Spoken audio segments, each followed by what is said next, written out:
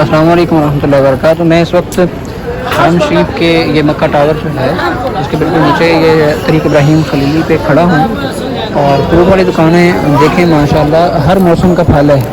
अब ये देखें ये क्या नाम है इसका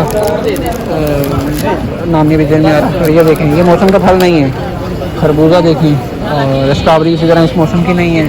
तरबूज तरबूज तो वैसे गर्मियों में आता है और खजूरें तो माशाल्लाह और इसी तरह ये कीवी चेक करें माशाल्लाह। अमरूद अमरूदों के मौसम है या नहीं है आम पड़े हैं देखो मौसम का फल नहीं पड़ा है हर फ्रूट पड़ा है जिस तरह कहा जाता है मशहूर है मक्के के मुतालिक।